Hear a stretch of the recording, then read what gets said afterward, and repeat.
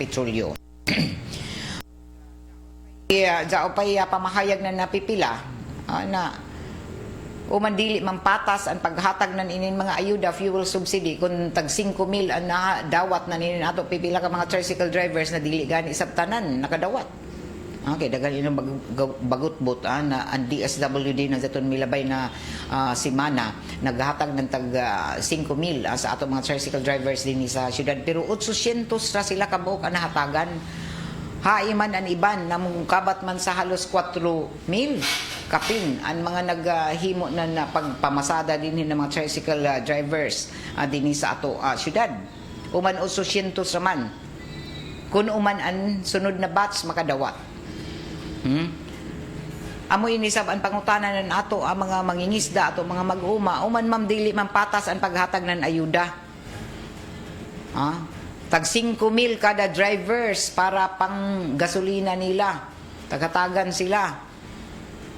Pero ang para sa mga mag-uuma, matod pa lagi ni Atty. Jerry Centro, para sa mga mag-uuma sa mga mangingisda, adto ihatag sa ila grupo. Diyao man, tagpasalig maini ng Department of Agriculture, na ato kagamahanan, na diyao isab ayuda para sa ato mga mag-uuma sanan sa ato mga mangingisda. Pero ba dili ini direkta kung ikaw isa ka farmer, ikaw isa ka mangingisda, dili diretso sa imo na pareha sa driver na tricycle na diretso ang 5,000 sa ilang mga bulsa. Adto ihatag, for example, kung sa grupo ng mga mangingisda, adto ihatag sa ilang leader, sa ilang grupo, kooperatiba nila, tagaan silang 20,000. For example, hatagan sila 20. Kung napuyo sila sa ilang grupo, tag 2,000 ra. Kaya 20,000 ra may taghatag. Kung 20 sila kabuok sa ilang grupo, tag 1,000 ra sila. So, patas ba dyan? Patas lagi kay 20,000. Ipatas ko nila sa ilang mga miyembro. Pero uno man, dito sa mga iba na grupo, sektor, pareho ng mga tricycle drivers, so man, direkta man na tag 5,000. Ang mga driver sigurado na ang boundary nila kay 5,000 good. Kay jaon ay hamok na pasahero kada pamasada kada adlaw. Iba yung sila kung hai sila mamasada ng arang maka-pick up ng daghan. Jaon pa iba din doon mag-overcharging din doon. Tag 16 ra himuon na 20. Ini nato mga mag-uuma. Ang ayuda, ipalit pa nila ng gasolina para sa pagpa-turtul ng ilang mga basakan. Maguyat pa sila ng upat ka buyan, adi sir mag-ani ng humay. Diba? Upat ka buyan, adi sir mag-ani ng humay, pasmo anay sila. Ininsab ato mga mangingisda, ilapan gasolina sa pambot. Dili pa sigurado kung makasubad sab sila kay kunting pareha ini bayod usahay, delikado ang panahon, di sab sila makahimo. So, matod pa nila na unfair sabihin namo, ma'am, kami mga mangingisda, na iba-iba ka muna sila bazaan nato gazud inin ato mga mag-uuma sa nato mga mangingisda, diha ra bagud nato kuhaan nato mga pagkaon. So, kung dili na ini sila manarbaho, dili na ini sila mag-uma, dili na sila matod pa mangisda, ini na ang tinuod na krisis, gutom na ang musunod. Okay, kamay may dadon na ato matod pa mapalit na pagkaon, mapalit na isda. Dali-dali ra bagud nato inin isda kuman. Mo manggani na kun jay ijo mga matod pa mga parte sa ijo mga kalupaan didon pananom na daan kamo. Okay, lisod gud inin kun ya ni ato makaon. Ang kuman na nagmahal na ang halos tanan nato na mga palaliton. Ang ato oras at tatak alas 9 na sa ato pagkapadadon sa ato mga balita ato dini kuman sa ato sa Marjaw nakabubuton ng Shield Bath Soap. Mas feeding sa kabataan sa nakalain-lain na barangay gikatakda ipadadon sumaya pa ng City Social Welfare Development Office. Ini ang detalye sa report ni Radyoman Jojo Ferrol. DXRS Radyoman Report. Tagtakda ipadadyon ang pagpahigayon ng mass feeding at na sa mga naglaing-laing kabataan sa mga barangay na sakop ng Surigao City. Ini ang tagpadayag pagpasabot ni Mark Kevin Salar, ang Assistant City Social Welfare and Development Officer. Ini partikular na sa pagtuki sa isa ka Memorandum of Agreement umawa tali na sa gobyerno syudad o DSWD Regional Office. Ini partikular na sa matupa pagpaningusog sa amon na programa na kundi tumong ang pagtabang at na sa mga kabataan ng mga malnourished sa nagkalaing-laing barangay. Tipik sa namong pagpadayag pagpasabot ni Mark Kevin Salar ng CSWD at ubangan sa mga sakop ng sangguniang panglungsod kagahapon. Mr. Chair, this is a renewal of our annual or yearly implementation of this program. So for this cycle, ika-16 na siya. For this year, target number of acre children who will benefit this program is around 3,600 are those enrolled in our early childhood care and development program or daycare centers sa atong 54 kabarangays. So, pagkaroon din sila? Yes, Mr. Chair. At meals ang i-provide as na may guidelines i-provide ang DSWD. So, amounting to 25 pesos per child per meal. So, for 180 days for this year, since appeal naman sa Saturday and Sunday. So, Bali, unsa man, every day. yes, Mr. Chair, every day ang paghatagon. Kung may magkaon na yan. So, for the requirement of the DSWD, the LGU shall prepare a menu. It should be prepared by our city nutritionist and approved by the DSWD regional office. So that, Mr. Chair, ang menu atin sa amin sa ilan. Ang tabik sa namong pagpadayag ni Mark Kevin Salar na CSWD sa pipila ka mga pangutana ni Vice Mayor Alfonso Casura. Lagip na tagatudlo dito na ilayom na sa mass feeding program ang pakanon ani na mga kabataan suyod na sa 120 dias o gikan na Lunes hangtod na Domingo. Ini para isab sa pagmonitor sa mga ini kung no arang-arang ba ang sitwasyon sa ilan na panglawas. Dugang diskusyon pa kagahapon. So in the urban barangays, same also? Same. Same.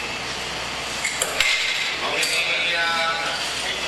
daycare or what's the name of the center now?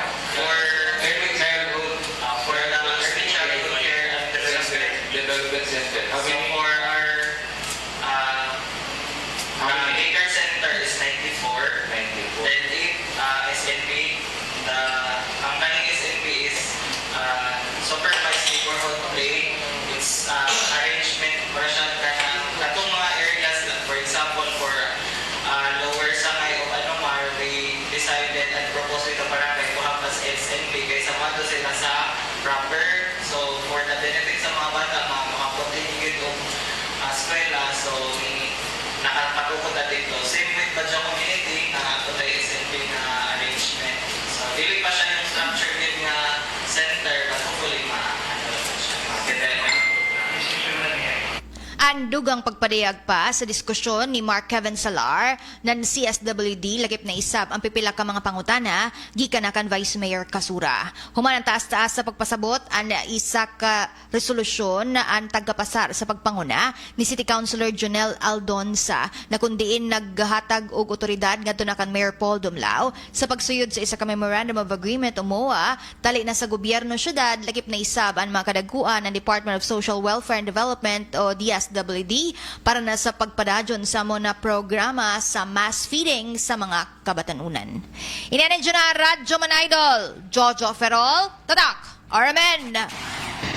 Straight to the point. Bueno, alas 9:14 na oras sa to na sa ato sa Marajaw ng kabubuton ng Doc Natural Mindanao Herbal Drops na mapalita diri sa istasyon sa DXRS. Ini nato programa tagapagdihan usaba sa ato ng Charm Fabric Conditioner. Sa ato pagpadadyon sa ato mga impormasyon sa mga balita ato na sayran na Daoy guidelines kumana para sa 10 pesos kada litro na fuel subsidy sa atong mga public utility vehicles ang tagapagawas na kahapon na adlaw.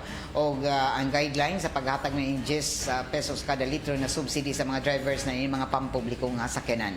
Taga-butyag pa ng Land Transportation Franchising Regulatory Board Chairman Attorney Vigor Mendoza II na andam na ang pundo na para dinhi na sa amo na katujuan o lakip sa 10 pesos kada litro na fuel subsidy na sobra 142,000 ka mga jeepney o UV Express na nagabiyahe sa tibuok Pilipinas o sumaya pa na maabot na sa 14,000 o 14,000 ka mga gasolinahan sa tibuok Pilipinas ang mointra sa paghatag ng ini na subsidiya. Tumong na ini na programa na matabangan ang matag drivers o pasahero na makubsan ang ilapas sa anunon kuman na nagpabili na taas ang presyo ng petrolyo. O pag-abot isab sa mga public utility vehicles kaiban isab ang mga service contracting program ng ato gobyerno taga siguro na LTFRB na dili abto ng siyam-siyam sa dili pa mabayaran ang mga operators niini. Magpagawas isab ang LTFRB ng bag-o na fare matrix para sa 20% na discount sa tanan ang gawas sa kasamtangan diskwento sa mga senior citizen, persons with disabilities o lakip na ang ato mga tinunan. Sa ato pagpadadyon sa ato ang mga impormasyon sa mga balita ato dawaton kuman ang report gikan diron sa gawas si Radyoman Gerson sa isa report kuman na taod-taod ato pakiginabian ng pipila ka mga grupo isa ba sa ato mga mangingisda diron particular na sa barangay Ipil o sa may barangay Mabwa. So ini ami ato pagisayran isa ba ni ilang mga yango mga reklamo kabahin na ini sa fuel subsidy na ila sa taga paabot kun nakadawat na bagadud sila o unoy ila mga panahon o inin ila mga una-una sa inin na sige pagtaas na presyo sa petrolyo kumana diin apektado isab an ato ang mga mangingisda. So inin na mga grupo sa ato mga mangingisda diyon sa may bahin ng barangay Ipil. Si Radyoman Gerson Fuentes report. DXRS Radyoman Report. Yes, Radyo Bangay, ato ang gihinabi kuman o ato ang gipakisayran sa ato ang mga residente labi na gid kini ato ang mga mananagat na diri sa ato ang nahimutangan sa may barangay Punta Bilar o ato sa punteriya ang ato ang mga mananagat diha sa may barangay Mabwa, barangay Ipil ug uban pa nga mga fisher folks dinhi sa ato ang syudad. Din usa-usab sa nahimong resulta o hinungdan nining padadyong pagsakas presyo gasolina ang nahimo usab kining epekto nining ato ang mananagat gani Radyo Mangay diri sa ato ang nahimutangan na ubay-ubay nga mga residente labi na gid ang ilahang matag adlaw nga pagpanginabuhi kining pagpanagat ang nahimong epekto nining pagsakas presyo sa gasolina diin aduna sila mga plano o pangunahuna Radyo Mangay nga adunay mga alternatibong mga pamaagi labi na gid sa pagpanginabuhi kining ilahang pagpanagat ang plano usab nilang mosulod na lamang sa uban pang trabaho para usab nga mabuhi ang ilang pamilya. Nining tungura Radyo Mangay atong mahinabi diri sa atong programa aga pagpadayag nining sitwasyon kuman sa tuang mananagat kun unsa kumusta ang ilahang pagpanginabuhi labi na gyud nining padayong pagsakas presyo sa gasolina kun kumusta ang ilahang panginabuhian kun makasustenir ba sa ilahang matag adlaw-adlaw nga panginahanglanon. Atong mahinabi kuman sa atong programang Straight to the Point live diri sa barangay Punta Bilar si Mr. J. Mark Riquilio diin na usa sa mga mananagat o residente sa may barangay Punta Bilar ang nahimo usab kining dakong epekto nining ato ang mga pagpanagat nining padayong pagsakas presyo sa gasolina. Mr. Riquilio, Sir J. Mark, kumusta ang imuhang panginabuhi kuman nining padayong pagsakas presyo sa gasolina? Ano na ba may mga fuel subsidy nga naangkon gikan sa city government o kagamhanan nga makasustenir sa inyohang pagpanagat? Wala yung nadawat na mo sa gobyerno kay isud man kayo lagi nin umabot. So kining imuhang nga gihimo kuman nga naglingkod-lingkod ra lamang o may imuhang plano kuman ni dako ba nini himong epekto nini yung matag adlaw nga pagpanagat nini nga pagsakas presyo sa gasolina o may imuhang alternatibong pamaagi. Paabot rami kung naihatag sa gobyerno kay lisod na mga yun din. Managat na, mahal ng gasolina. Radyo Bangay. Okay, so ya pa ijo ko dun na dawat na subsidiya, fuel subsidy gikan sa ato mga hingtong dangahin siya. Wala pa doon. Wala pa yung dawat na mo gikan sa gobyerno. Og padadon ba gihapon kamo bisan ya pa ijo na dawat, kumusta nijo abot di doon gikan sa ijo paglawig sa kadagatan kada adlaw. Kung managat mi, magduduha na gabong managat kay mahal naman gasolina.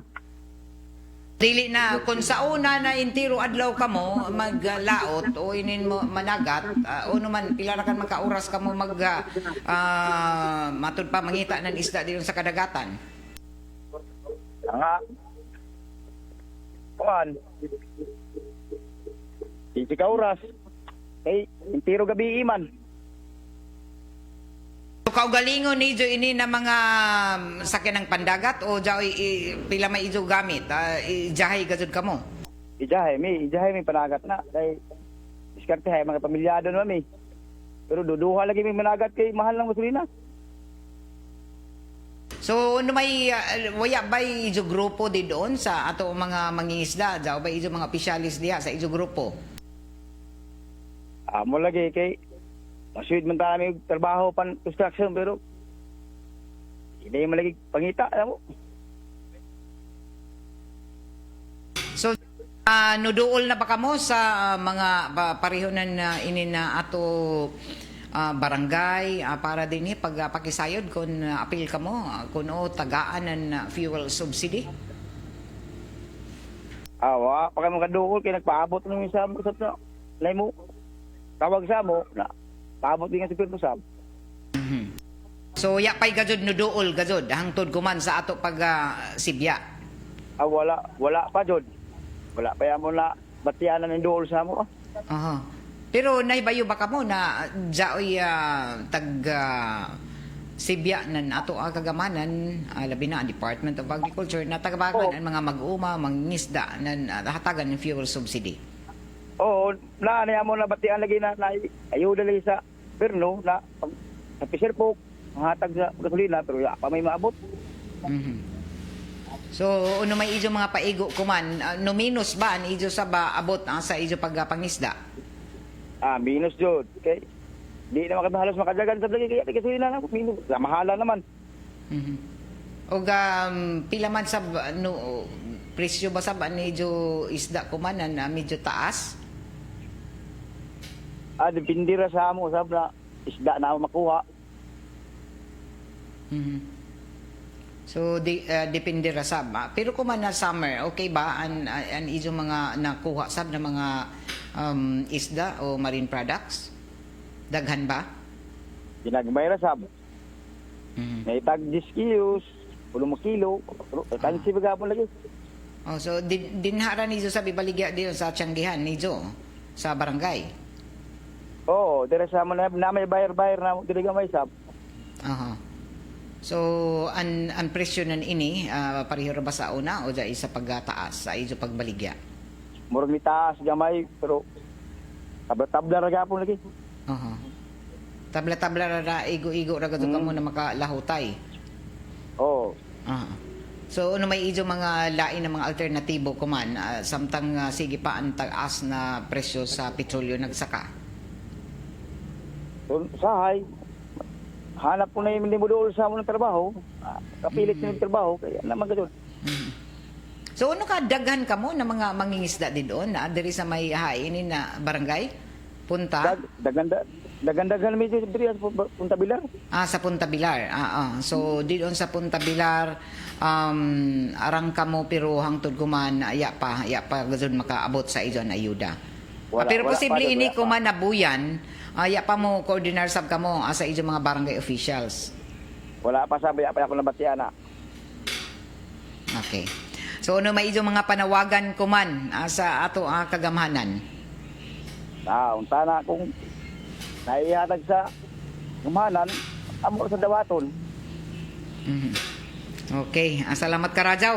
Gerson? Yes, Radyo Mangge mo kato itong pagiginabi no, kang Mr.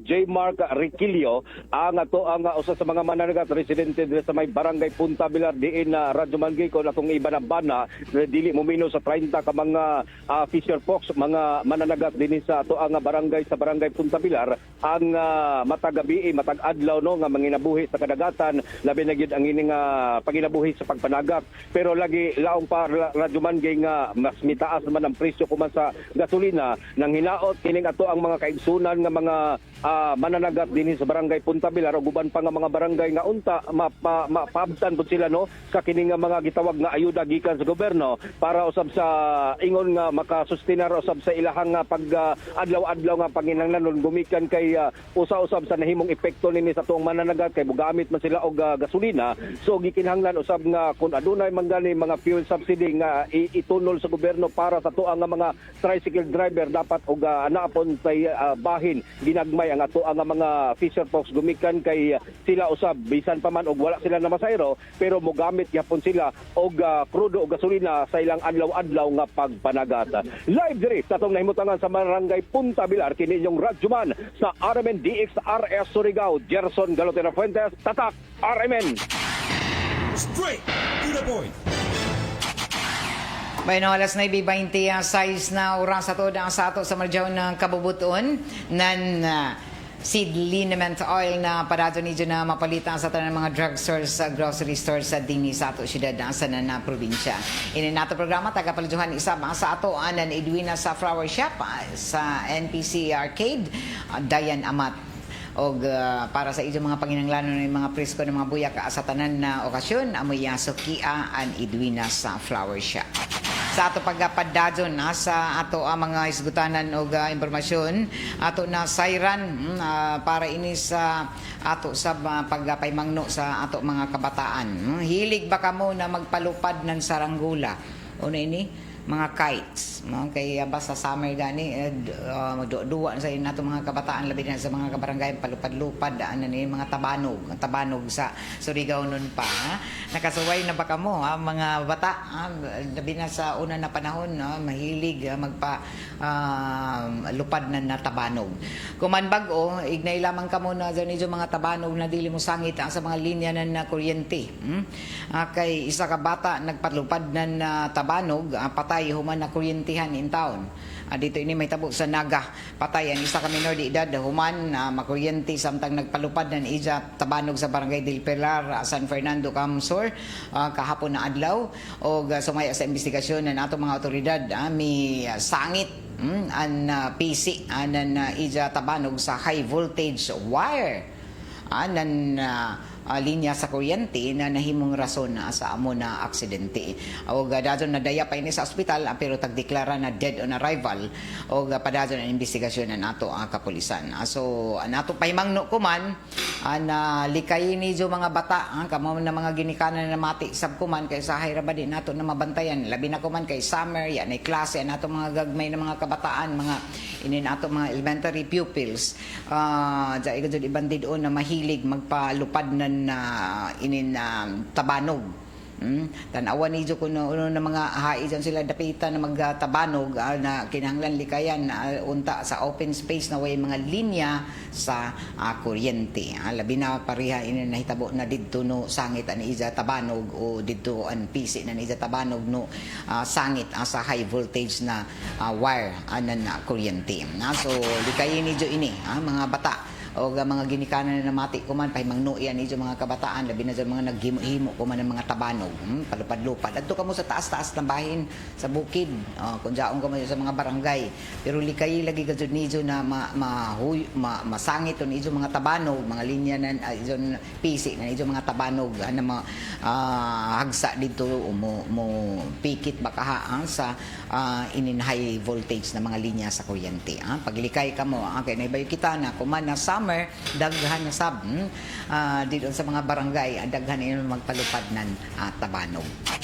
Alas 9:29 na sa ato pagpadadon sa ato mga impormasyon sa mga balita luwas na naka-landing, naka-splash down an Orion spacecraft kagahapon kung diin nakasakay ang Artemis 2 crew sa Pacific Ocean mga alas 8:07 kumana buntag Sabado din sa ato Abril 11 na naghudyat sa pagtatapos na sa Artemis 2 space mission. Ini sakay ra ba na ini isara nag-inusara na babaji ang ibanan ini mga layaki na. So nakabalik na gud din ni sila human sa ila space mission ang Artemis 2 nakabalik na kundi nakasakay ang Artemis 2 crew sa Pacific Ocean mga alas 8:07 kumana buntag Sabado din sa ato Philippine time. Alas 9:30 sa ato pagpadadyon nasa ato ang mga impormasyon nasa nan mga balita ato dinhi kuman nasa ato sa Marijaw na kabubuton anan Charm Fabric and Conditioner.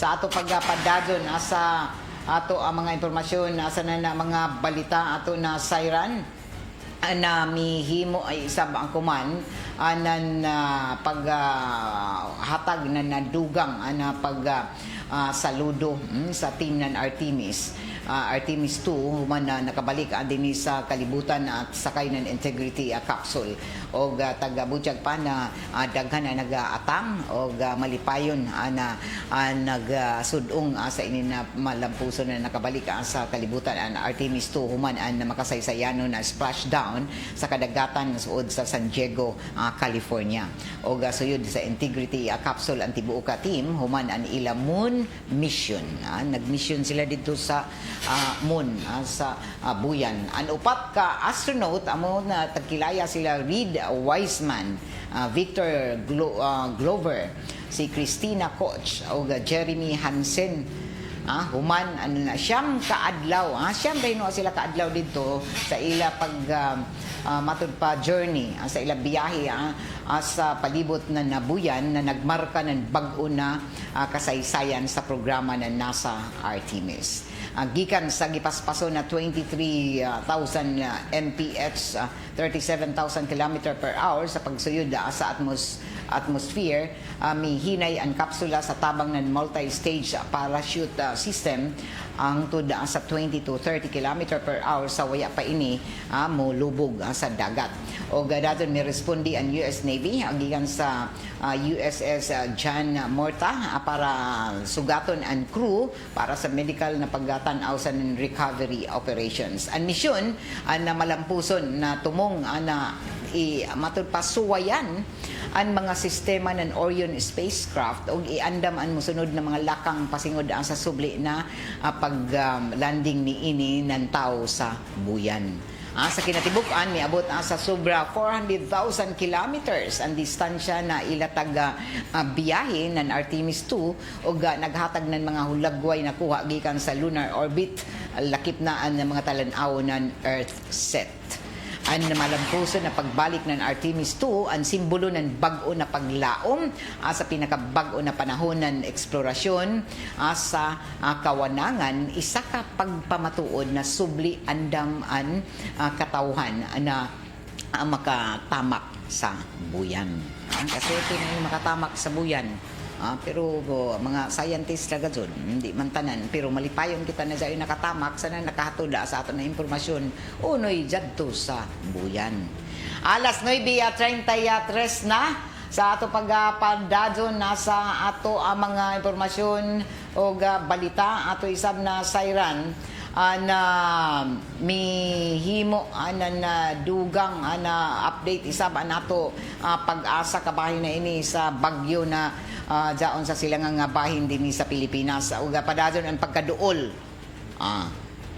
posible ini sa sunod na semana yung mga pag-uyan bisan summer dinhi labi na dinhi sa Caraga region padadon ang pagkasuod na bagyo sa silangang bahin na Pilipinas pero ini nagpabilin paghapon sa gawas dito pa sa gawas ng Philippine Area of Responsibility kon na PAR og sumaya sa report ang severe tropical storm na Sinlaco nakitaan sa gilayon na 2,715 kilometers silangan ng Mindanao dinhi nasab sa Mindanao dayan ni ini ang gikusgo ng hangin na moabot na sa 110 kilometros kada oras suod sa tunga-tunga ug hangtod ini 135 kilometers per hour.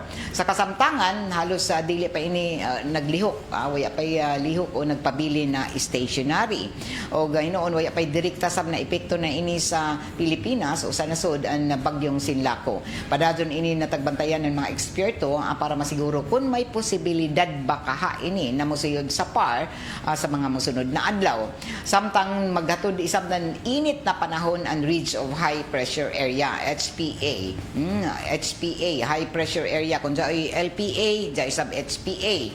Na nagpatigbabaw kuman sa eastern section na northern Luzon. Amo dyan na arang kapaso na nato temperatura kuman na halos maabot na din sa ato 31 degrees, 30 to 31 degrees Celsius. Iba na bahin sobra pa, 40 degrees Celsius. Amo dyan na inom ka mo o panagang ka mo ng kapaso sa ato panahon kuman, labi na kuman na adlaw nga Sabado, di basta-basta ka mo mugawas kung sobra ka init sa panahon, labi na doon udto hangtod sa alas 3 ng hapon o daghan para di ma-dehydrate nato lawas, inom nan arang na liquid, labi na tubig. Ang pinaka-importante na ang tubig o pag daya ka mo na ini protection kontra sa kasuga. So likay ano ka mo na doon sobra kasuga, labi na sa mga may taas na presyon para malikayan ang mga atake, mga heat stroke.